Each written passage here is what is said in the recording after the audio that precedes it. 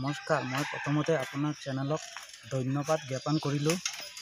আজি আমি আমাৰ বাইদেউজন অৰ্চনা দাস, তেওঁ যোৱা 8 ডিচেম্বৰৰ পৰা ঘৰৰ পৰা নিখোজ হৈ আছে। তেওঁ মেণ্টেলি অলপ প্ৰব্লেম আছে। তেওঁ ট্ৰিটমেণ্ট চলি থাকে তেজপুৰত মেডিচিন খালে ভাল থাকে। হঠাতে ঘৰৰ পৰা ওলাই গ'ল। আগতে তেনেকৈ গৈছিলে, আকৌ আহি যায়, আমাৰ আত্মীয় স্বজনৰ ঘৰত যায়। আজি 8 ডিচেম্বৰৰ পৰা 18 দিন হৈ গ'ল, আজিলৈকে কোনো খবৰ পোৱা নাই। যদি সদাশয় ব্যক্তিয়ে কোনোবাই যদি পায় তেওঁক মাৰধৰ নকৰিব, তেওঁক কোনো হাৰাশাস্তি নকৰিব, পাৰিলে থানাৰ মাধ্যমত দি দিব। আমি তাতে গৈ লৈ আহিম, বা আমাৰ যোগাযোগ নম্বৰ এটা দি আছোঁ, কল কৰিব, আপোনালোকে অলপ সহায় কৰি অতি ধন্যবাদে কৈ আছোঁ যে আপোনালোকে ক'ত যদি পায় তেওঁক অতি সোনকালে আমাক জনাব। আমাৰ লংকা থানা আৰক্ষীক জনাব। আমি এজাহাৰ দাখিল কৰিছোঁ লগে লগে। যদি কোনোবা আৰক্ষীয়ে বা কোনোবা সদাশয় ব্যক্তিয়ে পায় তেনেহ'লে আমাক কণ্টেক্ট কৰিব।